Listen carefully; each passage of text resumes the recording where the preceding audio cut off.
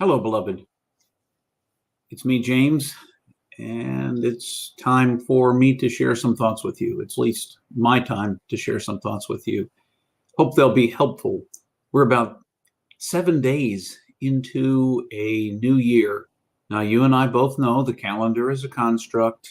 It's it's based on how long it takes for our planet to get around the sun, and we randomly chose when it began and when it ended. And now we're settled into it. So January is indeed right now the beginning of a new year. Now, what that allows us to do when we think about a new year is to sort of reframe how we're going to see this new year. Maybe we're not satisfied with the way last year went. Well, this is an opportunity in the new year to reframe it, to engage it, and to try to engage it in a way that is perhaps different than the way you engaged last year. Now, since we're 7 days in, for those of you who made resolutions, you may be 7 days into an amazing regimen of whatever your resolution was. For those of you who have already slipped in your resolution keeping, the discipline around that, this is an opportunity to regroup. We're 7 days in. You have the opportunity to take a look at whatever you resolved to be about this year, whatever you resolved to do this year. Because what's most important, dear precious ones, is that you are already precious for the gift you are. And whatever you're trying to sharpen, increase, grow, strengthen, whatever those things are, there is still an opportunity to begin right now. Now, part of what I tried to do or have for the last 4 or 5 years, inspired by my very good friend Sarah, is to choose a sort of focus word for the year. And that word will be a word I come back to, that I sort of measure where things are as sort of that intention begins to unfold into the world. And my focus word for this year is grace. And grace is the gift of letting go for me. I didn't set resolutions. I set some goals for this year.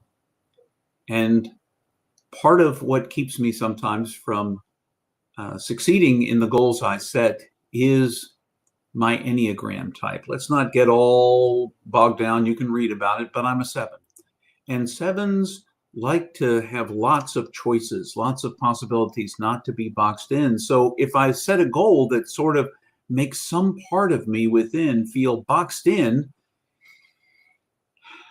then I find lots of other things to distract me and keep me from doing the thing that I have perhaps set as my goal. Another thing is I'm a recovering perfectionist. I've talked about that before in a variety of settings. But as a recovering perfectionist, if it's not going to be perfect, why even do it? And I'm letting go of that. And part of that is, for me this year, focusing in on grace. I already know that the divine has absolute grace for me, unlimited grace for me. There is always space for me to turn around and to rethink whatever it is that I have not quite done. Failure is actually an opportunity for growth for me. Talked about that before too. But in order for it to be an opportunity for me to grow, I have to have grace. I have to give myself grace. Just knowing that God gives me grace is a great thing. But I'm going to say something that may sound heretical to you, and that is, knowing that God has grace for me is not enough. It's not enough. Knowing that other people in my life, because they love me, give me a certain amount of grace is not enough.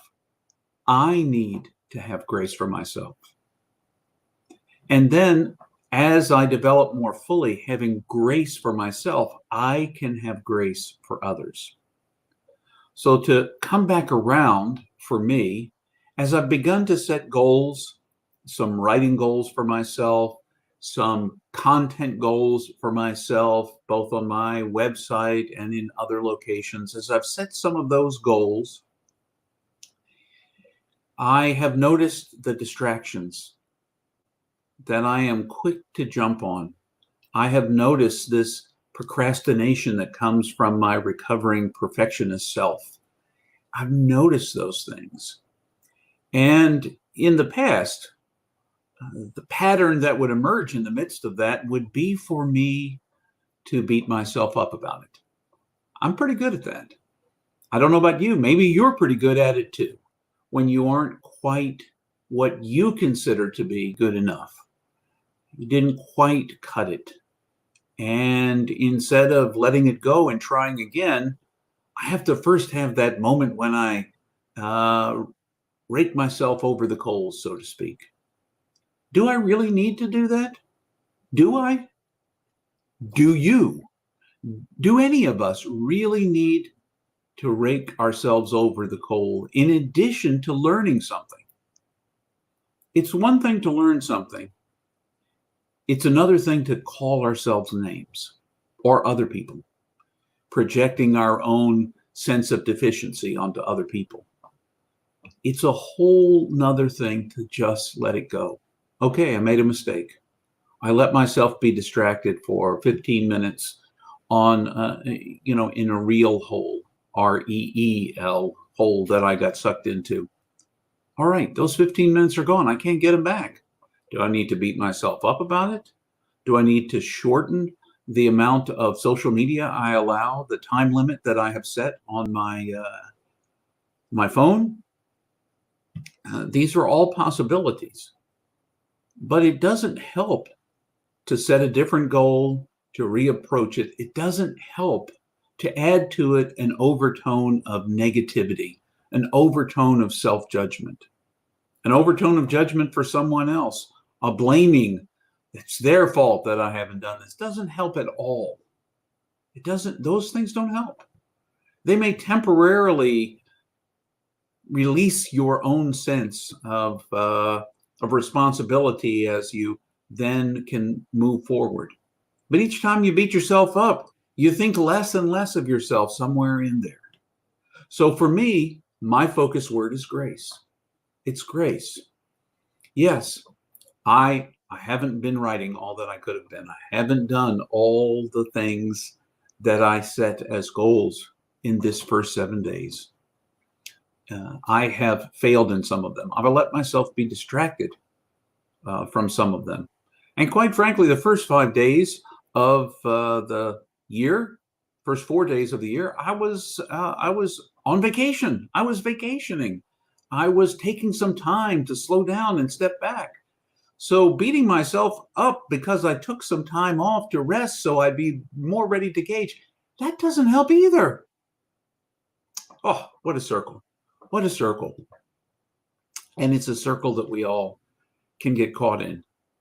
Maybe that's not your circle. Maybe you have a different circle that you keep coming back around to.